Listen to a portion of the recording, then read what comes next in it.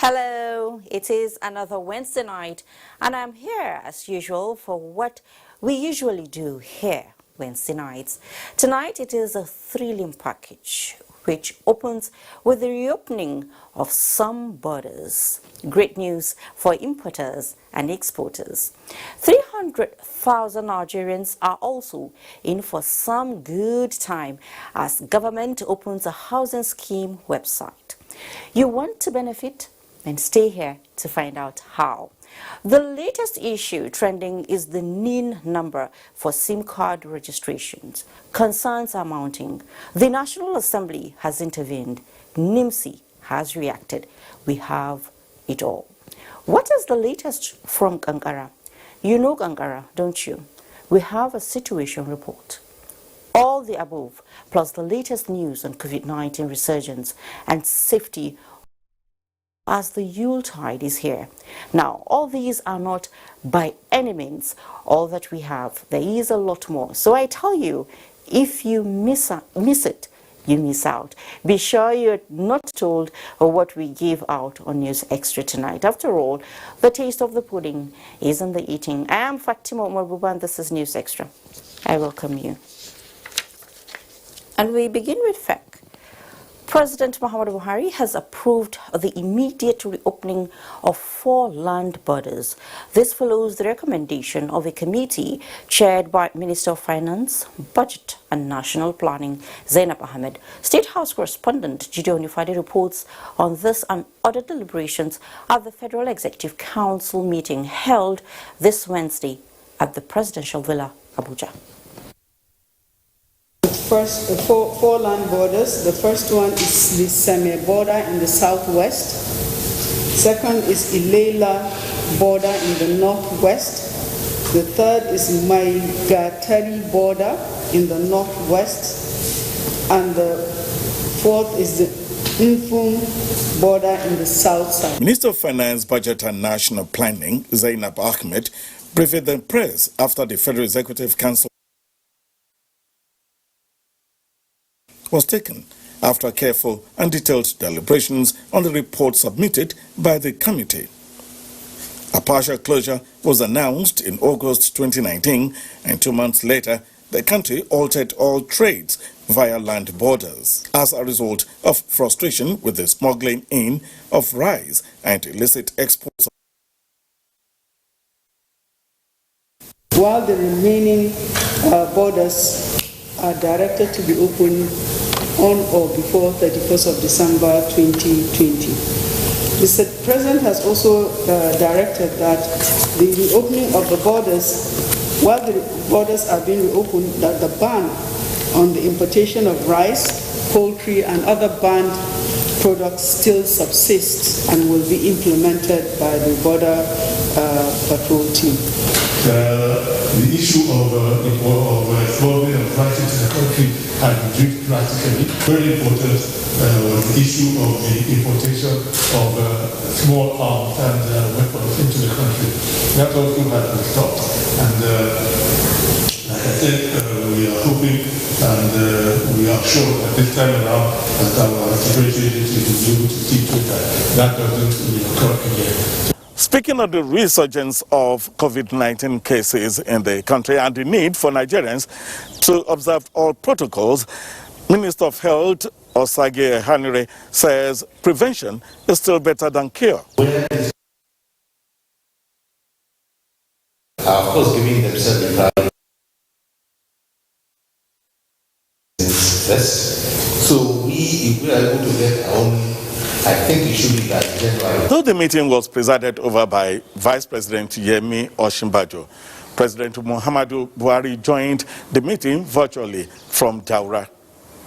In the State House, Jide Onifade, NTA News. The 2020 Appropriation Act provides that the implementation of the 2020 budget shall run from 1st January 2020 to 31st December 2020. Unfortunately, the incursion of COVID-19 dealt a severe blow to its implementation. the Senate has passed a bill that seeks to extend the implementation period of the capital aspect of the 2020 budget from 31st December to 31st March 2021. National Assembly correspondent Ignatius Umar reports. Shortly after a closed-door session to debate on the floor of the Senate, after President of the Senate Ahmed Lawan announced that Senate will pass the 2021 budget on Monday, 21st of December, that seeks to extend implementation of the 2020 budget by 3 months. The 2020 capital budget implementation has progressed at a low speed due to mainly the unforeseen prolonged lockdown occasioned by COVID-19 pandemic. Yes, now we still have procurement processes going on in a number of ministries and agencies. Even last week I was in my constituency. Some of the projects we put our constituency, you just started foundations. And they have not even collected the mobilization. So we don't want a situation whereby these two budgets will be running at the same time. That's why we have taken out implementation of the 2020 budget. So I think we are good to go. Provided that the implementation of the capital expenditure in the Appropriation Act 2020 shall lapse on the 31st March 2021. Those in favor that this section be amended and stands part of the bill, say aye. Those against, say nay. The ayes have it. The National Unity Corps Establishment Bill, sponsored by Senator Istifanus Gyang and the University of Creative Arts and Technology, Olo Imo State Establishment Bill by Senator Rochas Okorocha, passed second reading. Senate has sworn in Stephen Ode for Cross River North Senatorial District of Cross River State. He's replacing late Rose Oko. And at the moment, 5 senators-elects have been sworn in, remaining 1 for Imo North Senatorial District. From the National Assembly, Ignatius Umar, NTA News. Now, SIM registration for telecom subscribers has been a recurring issue due to security concerns. This informed the latest directive by the Nigerian Telecommunications Commission that all SIM cards in use must be tallied with the national identity number of subscribers. But the House of Representatives urges NCC to extend the registration period from 2 to 10 weeks. And National Assembly correspondent Lami Ali tells us why.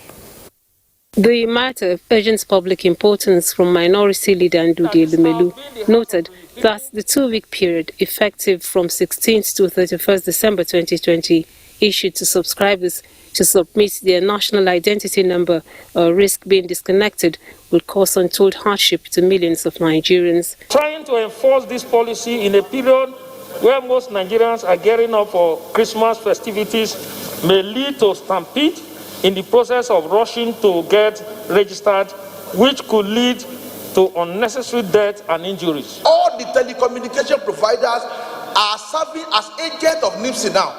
It is not only in NIMSI centers that we can get our unique digital number. The House advised that subscribers should be sensitized to prevent them from being exploited, and also suggested that deadline for updating the SIM registration process be shifted to 28 February 2021.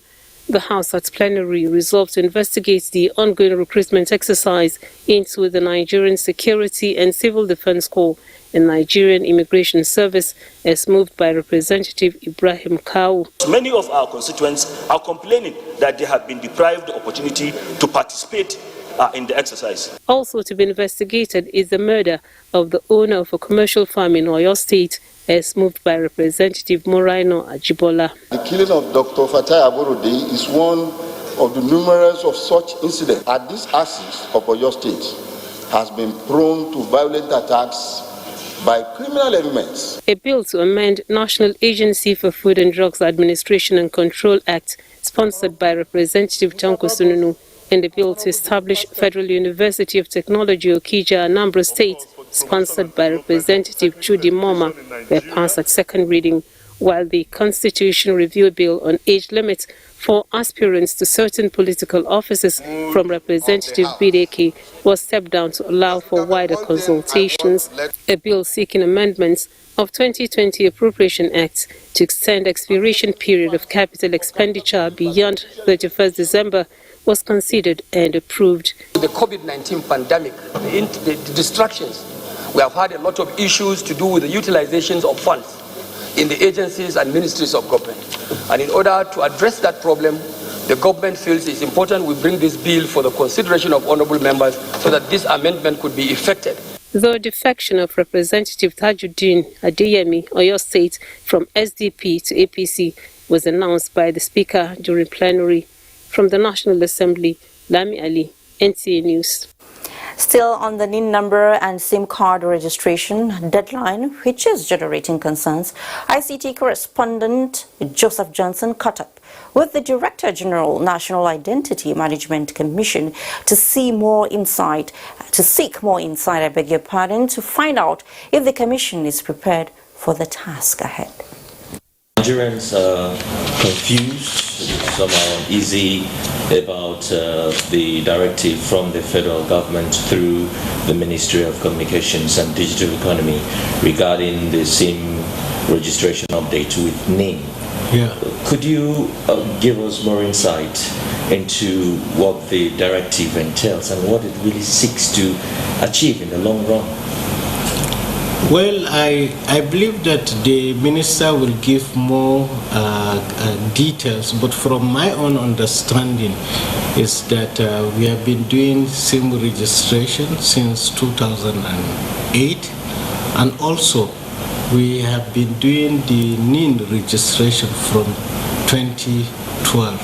So right now we have 43.6 million people in our database. Understanding that most of the crimes that happens, then there is always a SIM that is involved, and that most of the data is improperly registered, in the sense that the security agencies, when they go to check, they don't get the exact person that have this. And our security situation in the country, people are dying, and therefore the focus, as the minister have told us, is not on revenue generation, but is on security of the lives of citizens and residents of Nigeria. Some people are complaining that they are being charged a certain amount of money, for SMS codes in the process of carrying out this update.